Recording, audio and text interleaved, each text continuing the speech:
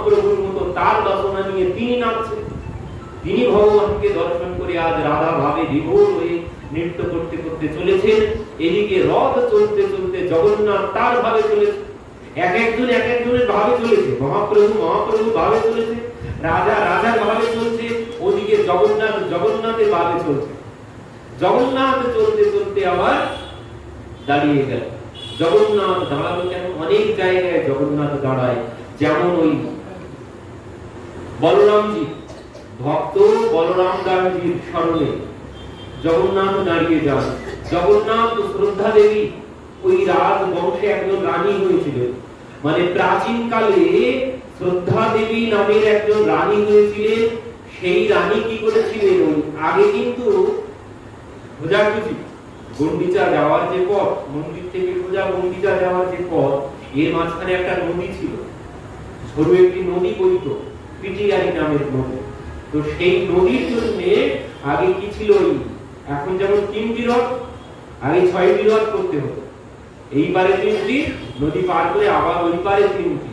তো সেই জন্য ওই রানী এসে এই যে ঝামেলার জন্য তিনি সেখানে সেতু বানিয়েছিলেন পথের মধ্যে। তো সেই জন্য সেইখানে এসে সেই রানীর উদ্দেশ্যে জগন্নাথ এসে দাঁড়িয়ে যান। রানীর উদ্দেশ্যে জগন্নাথ দাঁড়িয়ে যান। ভক্ত বলরাম দাসজির স্মরণে ভগবান জগন্নাথ আজও দাঁড়িয়ে যান। ও কাউকে দাঁড় করাতে হয় না।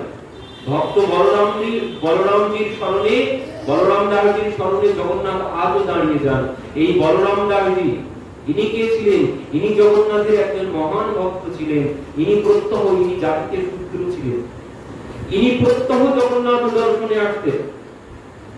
একদিন কি হয়েছে, ওই এই রথের আগে নিয়ম আছে, বিভীষণ আসেন জগন্নাথের পূজা করতে বৎসরে একদিন। এই রথের আগে বিভীষণ আসে, আজও আসে। বিভীষণ যেদিন আসে লঙ্কা থেকে পুষ্প নিয়ে আসেন, যে পুষ্প আমাদের এদিকে কোথাও নেই, একমাত্র লঙ্কাতেই আছে। সেই পুষ্প নিয়ে এসে তিনি জগন্নাথকে পূজা করেন। আজও একদিন পাওয়া যায় সেই পুষ্প, লঙ্কার পুষ্প, যে পুষ্প কোথাও এই অঞ্চলে ওই নামে অন্য কোথাও সেই পুষ্প নেই। বিভীষণ লঙ্কা থেকে নিয়ে আসেন। তো একবার বিভীষণ বলেছিলেন, প্রভু আমি তো প্রতি বছর তোমার কাছে আসি, তুমি তো একবার আমার কাছে যেতে পারো। এই কথা বলেছিলেন বলে ভগবান কি করেছে, ওই বলরাম দাসজিকে সাথে নিয়ে একদিন, বলরাম দাসজি প্রত্যহ আসেন, ইনি জগন্নাথের মহান ভক্ত। তো এই জন্য এনাকে নিয়ে একদিন সোজা লঙ্কায় গিয়েছিলেন। সন্ধ্যাবেলা লঙ্কায় গিয়েছেন। লঙ্কায় গিয়ে রাতারাতি আবার ফিরে আসতে আসতে প্রভাত হয়ে গেছে। ফিরে আসতে আসতে যখন প্রভাত হয়ে গেছে, প্রভাত হলেই আবার ওদিকে মঙ্গলা ঘন্টা বেজে যাবে। এই ঘন্টা বেজে যাচ্ছে বলে তাড়াতাড়ি করে তাড়াহুড়ো করে জগন্নাথ মন্দিরে চলে গেছে। এদিকে জগন্নাথের উত্তরীয় বলরাম দাসজির কাছে ছিল। এবার সকালবেলা বলরাম দাসজি ভাবছেন, উত্তরীয় তো আমার কাছে থেকে গেছে, তো যাই জগন্নাথকে দিয়ে আসি উত্তরীয়। এবার উত্তরীয় যখন দিতে গেছেন, এদিকে পুরীর রাজা তখন মন্দিরে আছেন, ভক্তরা সবাই আছেন। ভক্তরা দেখে অবাক, জগন্নাথের উত্তরীয় বলরাম দাসজির কাছে কেন? তখন বলরাম দাসজি বললেন, এই ঘটনা, জগন্নাথ আমাকে নিয়ে লঙ্কায় গিয়েছে, ফিরে আসতে দেরি হয়েছিল, তাড়াহুড়ো করে চলে এসেছেন, তো উত্তরীয়টি আমার কাছে দিয়ে চলে গেছে, তো এই উত্তরীয় আমি দিতে এসেছি। এই কথা শ্রবণের পর থেকে পান্ডারা কেউ আর বলরাম দাসজিকে মন্দিরে ঢুকতে দেন না। কেন? এই তো জগন্নাথকে নিয়ে কোথায় কখন চলে যাবে তার কোনো ঠিক ঠিকানা নেই। তো আমরা যদি জগন্নাথকে হারিয়ে ফেলি, এই ভয়ে পান্ডারা আর কেউ তাকে মন্দিরে ঢুকতে দেয় না। তোমাকে মন্দিরে ঢোকা একদম বন্ধ, তুমি আর মন্দিরে প্রবেশ করবে। বলরাম দাসজি আর মন্দিরে যান না। তো এবার জগন্নাথকে দর্শন তো আর করতে পারেন না। তো কি করে দর্শন করবেন? অপেক্ষায় আছেন, রথের দিন দর্শন করবেন। রথের দিন দর্শন করতে গেছেন, এসেই আবার দুই একজন ভক্ত হয় না, আমি রথের উপরে উঠবো, আমি রথের উপরে উঠবো। তো ইনি সোজা নিয়ে রথে উঠতে গেছেন। যেই রথে উঠতে গেছেন, এনাকে সব পান্ডারা রথ থেকে নামিয়ে দিয়েছে। যেই রথ থেকে নামিয়ে দিয়েছে, ইনি জগন্নাথকে বন্ধু হিসাবে ভালোবাসেন। তো এই জন্যে বন্ধুর রথে উঠবে, এই জন্যে উঠতে দেয়নি বলে নামিয়ে দিয়েছে। এই কষ্টে ইনি চলে এসেছেন। চলে এসে কি করেছেন? সোজা সমুদ্রে চলে গেছেন। সমুদ্রের চরে গিয়েছেন, গিয়ে ওই বালুর উপরে উঠেছেন, বালু দিয়ে রথ নির্মাণ করেছেন। বালু দিয়ে রথ নির্মাণ করে বলছেন, দেখো জগন্নাথ, আমি যদি মন প্রাণ দিয়ে তোমাকে ভালোবেসে থাকি, আমার মনের মধ্যে যদি আর অন্য কেউ না থাকে, যদি আমি শুধুমাত্র আমার মন প্রাণ তোমাকেই দিয়ে থাকি, তো তুমি ওই রথ থেকে আমার এই বালির রথে চলে আসবে। এই কথা যেই বলেছে, ওদিকে রথ বন্ধ হয়ে গেছে। জগন্নাথ এই বালির রথে চলে এসেছে। রথ আর চলছে না, রাত 12টা বেজে গেছে, রথ আর চলছে। জগন্নাথের দিকে তাকিয়ে সবাই দেখছেন ওই বিগ্রহ দাঁড়িয়ে আছে, কিন্তু বিগ্রহের মধ্যে কোনো প্রাণ নেই। সমস্ত পান্ডারা, রাজা এসে জগন্নাথের কাছে এসে পড়েছেন। তখন জগন্নাথ বললেন, এই ঘটনা হয়েছে, আমার ভক্ত, আমার বন্ধুকে নিয়ে এসো, না হলে আমি যেতে পারছি না। আমি তার বালির রথে গিয়ে বসে গেছি, সে আমাকে বন্দী করেছে, আমি আর আসতে পারছি না, তাকে সসম্মানে ফিরিয়ে নিয়ে এসো, তাহলে আমি চলে যাব। এই কথা মতো সবাই চলে এলেন বলরাম দাসজির কাছে। বলরাম দাসজিকে নিবেদন করলেন। বলরাম দাসজি তো এলেন না, জগন্নাথকে বলে দিলেন, যাও, আমি তোমাকে ছেড়ে দিলাম, তুমি তোমার রথে চলে যাও। এই বলা মাত্রই জগন্নাথ সেখান থেকে চলে এলো। রথ আবার আপনা আপনি চলতে শুরু করলো। এই হচ্ছে বলমন্দির। আজও এই ভক্ত বলরাম দাসজির স্মরণে আজও রথ দাঁড়িয়ে যায়, আজও। আর এনার স্মরণে আজও কিন্তু ওই বালি দিয়ে রথ নির্মাণ করা হয়, আজও রথ নির্মাণ করা হয় এনার স্মরণে। তো বলমন্দিরে এসে রথ দাঁড়িয়ে যায়। শ্রদ্ধা দেবীর স্থানে এসে, শ্রদ্ধা দেবী যেখানে কোট বানিয়েছিলেন সেখানে এসে জগন্নাথ দাঁড়িয়ে যায়। আর সব থেকে যেটি বড় অদ্ভুত ঘটনা, একজন মুসলিম ভক্ত, তার স্মরণেও আজও জগন্নাথ দাঁড়িয়ে যায়। আজও ভক্ত শালবেগ, মুসলিম ভক্ত জগন্নাথের, সেই ভক্তের স্মরণে জগন্নাথ আজও সেখানে এসে দাঁড়ান। এই শালবেগ জাতিতে ছিলেন মুসলিম, কিন্তু ইনি মুসলিম হলে কি হবে, এনার মা ছিল ব্রাহ্মণের কন্যা। ব্রাহ্মণের কন্যা ইনি একবার জল আনতে গিয়েছিলেন। তো জল আনতে গিয়ে তখনকার যে কটকের রাজা সুজা খাঁ, কটকের রাজা ছিলেন, তো এই সুজা খাঁর নজরে পড়ে গিয়েছিল সেই ব্রাহ্মণের কন্যা। এই কন্যা রূপে মুগ্ধ হয়ে তিনি তাকে নিয়ে গিয়েছিলেন উঠিয়ে। তো সেই কন্যা, তার নাম দিয়েছিলেন ফতেমা, তাকে রাজা বিবাহ করেছিলেন সুজা খাঁ। তো সেই ফতেমার গর্ভে জন্ম হয়েছিল এই শালবেগ। এবার শালবেগ যখন বড় হয়েছে, মা তখন চুরি করে শালবেগকে শিক্ষা দিতেন। মুসলিম শিক্ষা কোনো কিছু দিতেন না, এই হিন্দু শিক্ষা, রামায়ণের শিক্ষা দিতেন। ভগবানের কথা রাত্রিতে শুয়ে দিয়ে চুরি করে, কেউ যাতে না শুনে রামায়ণের কথা শ্রবণ করাতেন, জগন্নাথের কথা বলতেন। এইভাবে বলতে বলতে এনার মনের মধ্যেও ভগবান বসে গেছে। জাতিতে মুসলিম হলে কি হবে, মায়ের মুখে ভগবানের কথা শ্রবণ করতে করতে মনের মধ্যে ভগবান বসে গেছে। এবার ভগবান যখন বসেছে, মা ভগবান দর্শন হবে কি করে, জগন্নাথকে দর্শন করবো কি করে? তো বলছেন, বাবা তিনি তো জগন্নাথের মন্দিরে যেতে পারেন।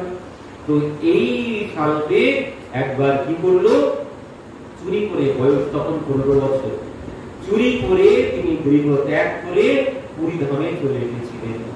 ভক্ত শালবেগ পুরী ধামে চলে এসে এবার ওই রথ বেরিয়েছে, ইনি পথের ধারে দাঁড়িয়ে আছেন, পথের ধারে দাঁড়িয়ে দাঁড়িয়ে স্তুতি করছেন।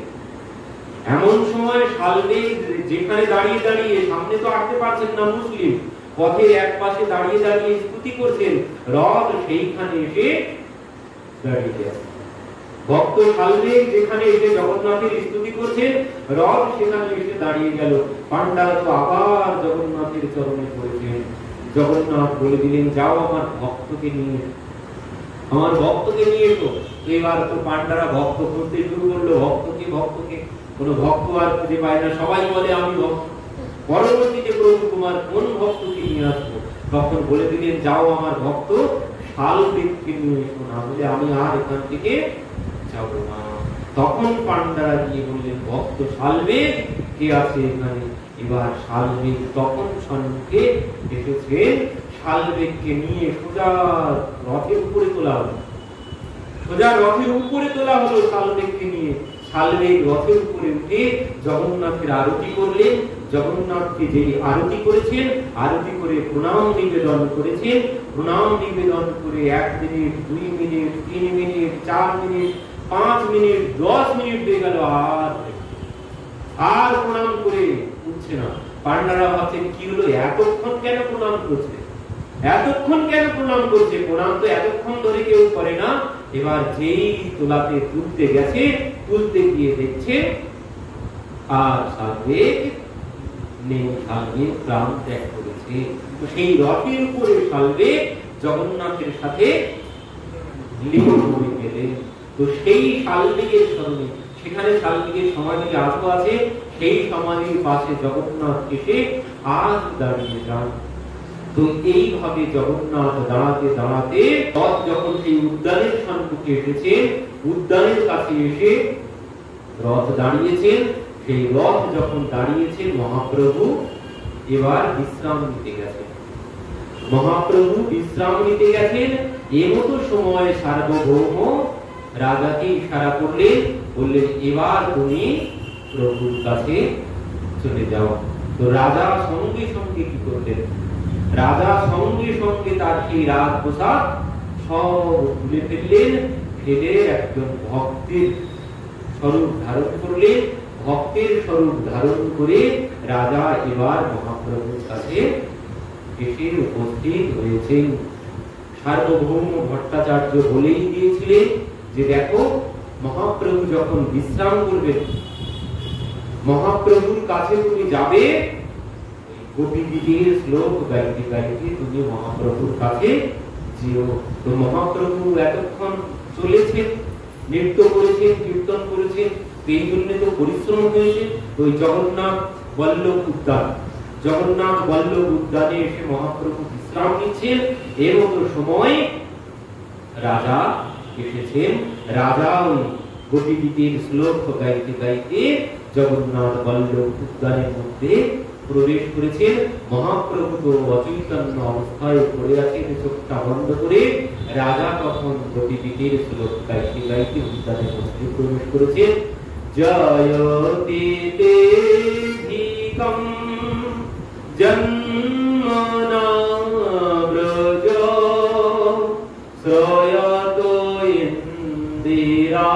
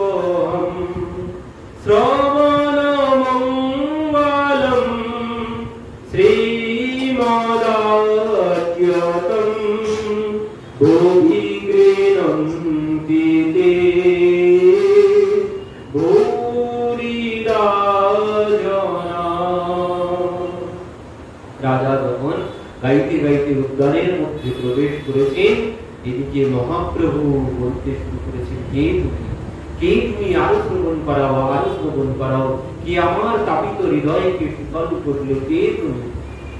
সার্বভৌম ভট্টাচার্য বলেছেন, মহাপ্রভু যতই পরিচয় জিজ্ঞাসা করুক তুমি কোনো পরিচয় দেবে না। তো মহাপ্রভু বারবার বলছেন, কে তুমি? আমার তাপিত হৃদয়কে এইভাবে শীতল করলে কে তুমি? কোনো কথা বলছেন না। এইভাবে রাজা গিয়ে চলেছেন গোপীগীতের শ্লোক।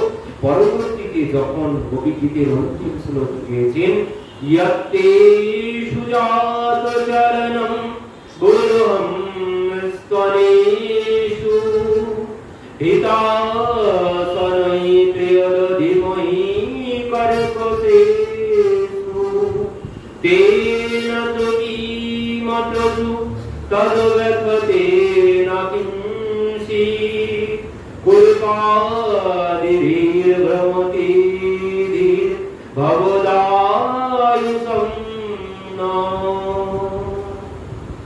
মহাপ্রভু ভাবে বিভোর হয়ে, আমার ললিতা, আমার বিশাখা, আমার চিত্রা, কে তুমি? আমার ললিতা, ললিতা, আমার হৃদয়টা তুমি বড় শীতল করলে বলে মহাপ্রভু ভাবে আবিষ্ট হয়ে রাজাকে আর গিয়ে জড়িয়ে ধরেছে।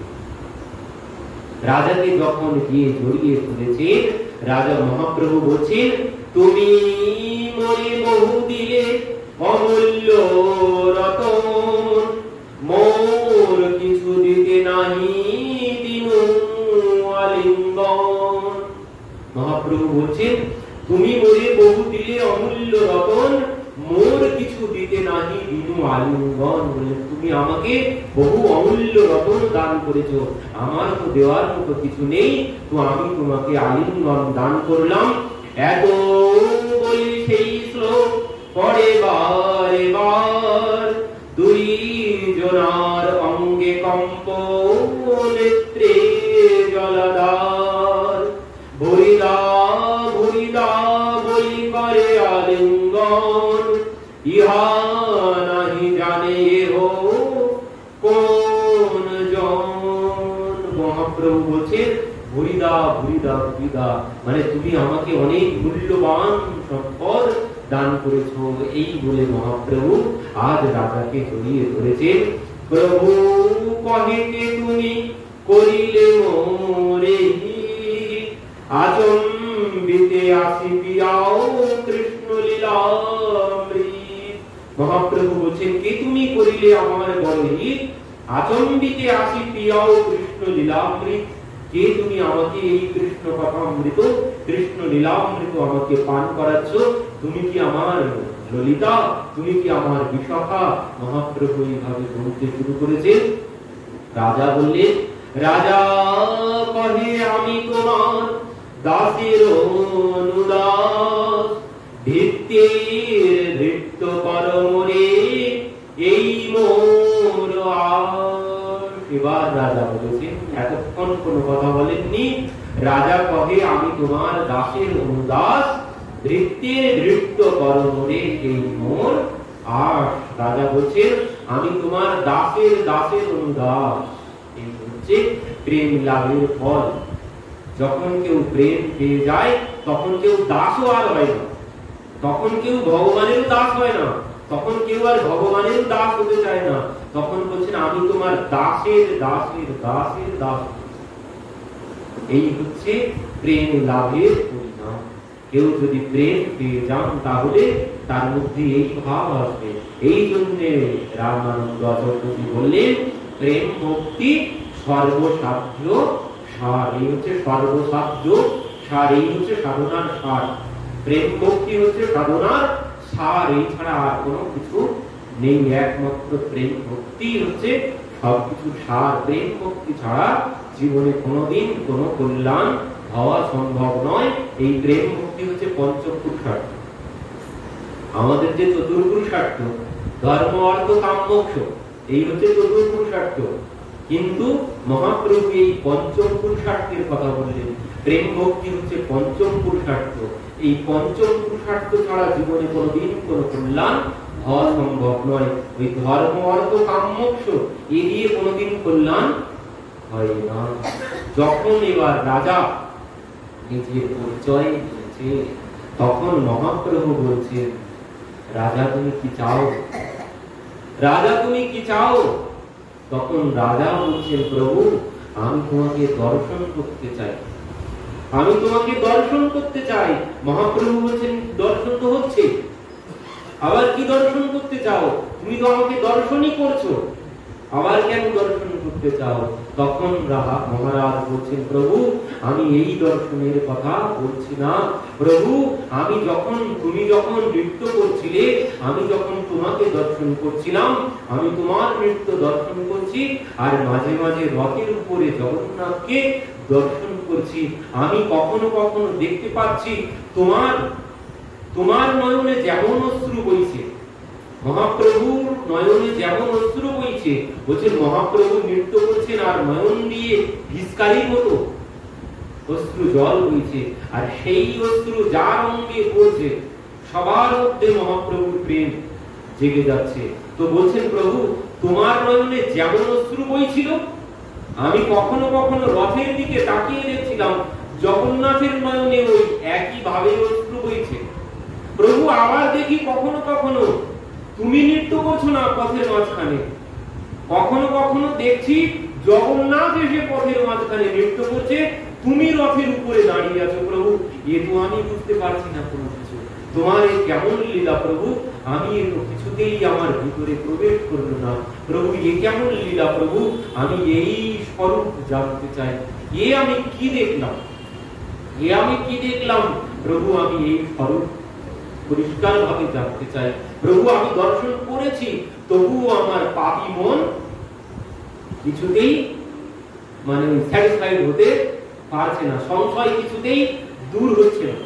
পাপ থাকলে কোনদিন দেখলেও বিশ্বাস আসবে, ভিতরে যদি অপরাধ থাকে তাহলে ভগবানকে দর্শন করলেও বিশ্বাস কোনদিন হবে না। তো মহারাজ বলছেন প্রভু আমি তো পাপী, আমি তোমাকে দর্শন করেছি, তবু আমার ভিতরের সংশয় কিছুতেই দূর হচ্ছে না। প্রভু তুমি আমার সংশয় দূর করো। এই কথা যেই বলেছে, সরভুজ গৌর প্রকট লক্ষণ कहूं और है, एक बहु तीन विराजत राम कृष्ण गौर है। কি বলছেন? রূপ ষড়ভুজ গৌর প্রকটে লক্ষণ कहूं और है, বলছেন অন্য রকমের রূপ প্রভু আজ দর্শন করালেন। কোন রূপ? বলছেন এক বহু, একই শরীরে আজ প্রভু দর্শন করালেন কি? রাম কৃষ্ণ গৌর, তিন স্বরূপ, একই স্বরূপের মধ্যে রাজা দর্শন করলেন। উপর কি ভুজা মাহি ধনুষ বাণ বিরাজে, মধ্যে কি ভুজা মাহি अधर मुरली साजे, नीचे की भुजा वही दंड कमंडल रहे, राम जो ही कृष्ण सोई सोई गोरा कली भय। কি বললেন? উপরে কি দু ভুজা মাহি ধনুষ বাণ বিরাজ, উপরের দুই হস্তে ধনুর্বাণ। আর কি বলছেন? মধ্যে দু ভুজা মাহি অধর মুরলী সাজে, মাঝখানের দুই ভুজাতে মুরলী ধারী তিনি। উপরের দুই ভুজাতে ধনুর্বাণ, মধ্যে দুই ভুজাতে তার মুরলী, আর নিচে কি দো ভুজা মাহি দণ্ড কমণ্ডল রহে, বলছেন নিচের দুই ভুজাতে দণ্ড আর কমণ্ডল। রাম জহি কৃষ্ণ সহি সহি গোরা কলি হরে, যিনি রাম তিনি কৃষ্ণ, তিনি কলিযুগে গোরা ভয়ে। যিনি রাম ছিলেন তিনি কৃষ্ণ হয়েছেন, তিনি আজ গৌর হয়েছেন। কলি পাবন অবতার চৈতন্য মহাপ্রভু কি জয়। তো আজ दो भुजन सो प्रेम देवत জয়তি জয়তি প্রভু বলি বললেন, আর দুই ভুজায় তিনি প্রেম নিবেদন করছেন। এইভাবে রাজাকে তিনি সর্বভুজ রূপ দর্শন করালেন। সেই রূপ দর্শন করে আজ রাজা প্রতাপরুদ্র মহাপ্রভুর চরণে লুটিয়ে পড়ে জ্ঞান হারিয়ে ফেলেছেন। আর রাজার মধ্যে চেতনা নেই, রাজা চেতনা হারিয়ে ফেলেছেন। পরবর্তীতে রাজাকে সুস্থ করা হলো, সেখান থেকে পরবর্তীতে এবার রথ পুনরায় চলতে শুরু করলো। রথ এবার চলে এলো কোথায়? আস্তে আস্তে গুন্ডিচাতে রথ চলে এলো। এই গুন্ডিচা কি? এই গুন্ডিচা আর কিছুই নয়, মহাপ্রভু এবার যে ভাব আস্বাদন করেছেন, এই কয়েকদিনে মহাপ্রভু ভাব আস্বাদন করেছেন কি? যে বৃন্দাবনে চলে এসেছেন ভগবান। 100 বছর পর বৃন্দাবনে চলে এসেছেন, সেই ভাব মহাপ্রভু আস্বাদন করেছেন যতদিন জগন্নাথ এই গুন্ডিচাতে ছিলেন। তো গুন্ডিচা তো স্বাভাবিকই জগন্নাথের বাড়ি, এটি আমরা বলি মাসির বাড়ি, জগতের সবাই বলে মাসির বাড়ি, কিন্তু এটা মাসির বাড়ি তো নয়, এটি হচ্ছে জগন্নাথের নিজের বাড়ি। এটি জগন্নাথের আসল বাড়ি হচ্ছে এটি। এই বাড়িতেই জগন্নাথের জন্ম হয়েছিল, এখানেই হচ্ছে জগন্নাথের বাড়ি। তো এখান থেকে এই বাড়িতে পরবর্তীতে বললেন, দেখো রাজাকে বললেন যে আমি যদি কারোর বাড়িতে থাকি, মানে কারোর আন্ডারের মধ্যে যদি থাকি, তাহলে সবাই এখানে আসবে না, কারণ আমি কলিযুগের সমস্ত জগৎকে কৃপা করতে চাই, করুণা করতে চাই, জগৎকে আমি কৃপা করার জন্য এসেছি। তো আমি যদি তোমার রাজমহলে বসে থাকি, তাহলে তো সবাই এখানে আসবে না, অনেকে বঞ্চিত হবে আমার কৃপা থেকে। তো আমাকে তুমি মন্দিরে প্রতিষ্ঠা করো। এই জন্যই মন্দির নির্মাণ হয়েছিল। পরবর্তীতে রাজা মন্দিরে প্রতিষ্ঠা করেছিলেন। তো এবার এই মন্দিরে যাওয়ার জন্য রথ নির্মাণ হয়েছিল। বাড়ি থেকে মন্দিরে যাওয়ার জন্য প্রথম রথ তৈরি করা হয়েছিল, 3টি রথ তৈরি করা হয়েছিল এই বাড়ি থেকে নিয়ে যাওয়ার জন্য। এবার নিয়ে যাওয়ার সময় কি হলো? নিয়ে যাওয়ার সময় যখন এবার জগন্নাথ বেরিয়ে পড়েছে, জগন্নাথ যখন বেরিয়ে পড়েছে, গুন্ডিচা দেবী এসে পড়েছে। ওই গোপীদের যে অবস্থা হয়েছিল, গুন্ডিচা দেবীও সন্নিধি এসে পড়েছে, আমি কিছুতেই যেতে দেব না এখান থেকে। তখন ভগবান বলছেন, মা তুমি চিন্তা করো না, আমি তোমার কাছে আবার আসবো, আমি তোমার কাছে আবার আসবো। গুন্ডিচা দেবী বলছেন, ও তো তুমি তোমার নিজের মাকেও বলেছিলে তুমি আবার আসবে, কিন্তু 100 বছর পরে এসেছিলে, আমি তোমাকে কিছুতেই যেতে দেব না। জগন্নাথ বললেন, মা আমাকে তুমি যেতে দাও, আমি কথা দিচ্ছি, নিজের মাকে তো 100 বছর পরে দর্শন দিতে এসেছিলাম, কিন্তু তোমার কাছে আমি প্রতি বছর তোমাকে দর্শন দিতে আসবো। তো সেই কথা মতো প্রতি বছর ওই গুন্ডিচা দেবীকে দর্শন দেওয়ার জন্য তিনি আজও আসেন। এই হচ্ছে রথের সৃষ্টি, এইভাবে হয়েছে। ওই বাড়ি থেকে মন্দিরে যাওয়ার জন্য রথ তৈরি করা হয়েছিল। তো পরবর্তীতে ওই আসার জন্য এবার প্রতি বছর জগন্নাথকে নিয়ে আসার জন্য রথ তৈরি করা হয়। তো সেইখান থেকে আজও প্রতি বছর জগন্নাথ নিজের মাকে, পিতাকে দর্শন দিতে আসেন। কেন? তো এবার ওই বলেছিলেন, মা তুমি বর চাও, পিতাকে বললেন, পিতা তুমি বর চাও। তখন তারা কি বর চেয়েছিল? তারা বর চেয়েছিল যে দেখো, যদি বর দিতে চাও এই বর দাও, যেন আমাদের বংশে বাতি দিতে কেউ না থাকে। জগন্নাথ বলছেন, হায় হায় পিতা, তুমি কি বর চাইলে, তুমি কি বর চাইলে? তখন রাজা কি বলছেন? রাজা বলছেন যে আমি এই বর চেয়েছি কেন? কারণ তুমি আমার পুত্র রূপে থাকবে। আমার যদি কোনো নিজের পুত্র হয়, আমি যদি তোমাকে ভুলে যাই, নিজের পুত্র পেলে আমি তোমাকে আর ভালোবাসতে পারবো না, এই জন্য আমি আমার নিজের পুত্র চাই না। জগন্নাথ বলছেন, আমি তো আরো চাইছিলাম তোমাকে এমন একটা পুত্র প্রদান করব যে আমার সেবক হবে, যে আমার সেবা করবে, এমন একটি পুত্র আমি তোমাকে দিতে চাইছিলাম। কিন্তু মহারাজ বলছেন, না প্রভু, আমার কোনো পুত্রের প্রয়োজন নেই, আমার পুত্র হয়ে তুমি থাকবে, তুমি আমার পুত্র, আর কোনো পুত্র আমি চাই না। আর একটি কারণ কি বলছেন প্রভু, এই জন্য আমি এই বর চাইলাম, কারণ আমার যদি পুত্র হয়, তারা এসে বলবে আমাদের জগন্নাথ, তুমি তো জগতের নাথ, তোমাকে কেউ যেন না